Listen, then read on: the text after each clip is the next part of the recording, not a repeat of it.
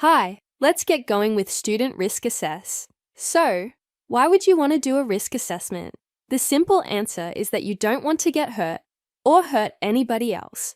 So assess the risks before you do it. Have you ever wanted to do a cool experiment that could be a bit dangerous? Doing a risk assessment is your friend.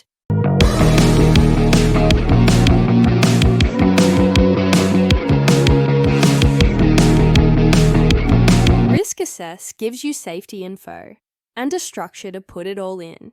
You can put in control measures to ensure that your experiment is safe and justify it to your teacher. Plus, you can get stuff prepared for you. First, you need the username and password for your school from your teacher and a plan for your experiment.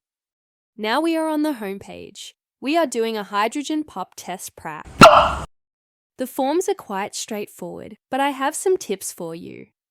Click Start Blank Risk Assessment. Enter a PIN to keep your work private. You'll need to remember it to access your risk assessment again. Include a full method or link to one. Put in the classes if your teacher asks. In this box, ask for any items you need that are not in the lab. Let's move on to items to include in the risk assessment. This section is different to the one above, as you need to include all items, even those from the lab, since their risks still need to be considered. For test tubes, Pyrex Medium is a common test tube in most schools. Remember, chemicals would usually be less than 2 molar. Look at the molarity rather than percent weight per weight. Make sure you include any chemicals produced during the experiment, as they can be more dangerous than those you started with. Next, generate your risk assessment form. Carefully read through all the safety information. Look for the relevant hazards and handling instructions. For example, beware of damaged test tubes. Dilute HCl is an irritant, so avoid skin contact and don't inhale the vapor or get it in your eyes. Hydrogen is flammable and forms explosive mixtures with air. Do not generate it in a closed container, since the container may explode. But we are using an open container, so that should be okay.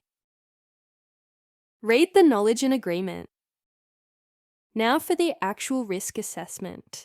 We should take a look at the most relevant risks involved. Fire. Not enough hydrogen being made to cause a fire, so that is okay. Explosion. Since we are only doing a tiny explosion, this should be okay, since the test tube is open. Hydrochloric acid irritates skin, eyes, and lungs. We should keep this in mind in our control measures. We better check the test tube for damage before we do the experiment. Since there will be a small explosion, something might be ejected from the test tube.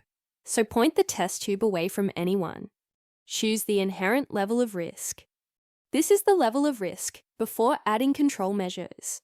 Put in control measures for the relevant risks we have talked about to bring the residual level of risk down to low. Awesome! Your work is ready for review. Your teacher and lab tech will give you feedback or sign off on your risk assessment. To find your risk assessment again another day, you can use the search tool.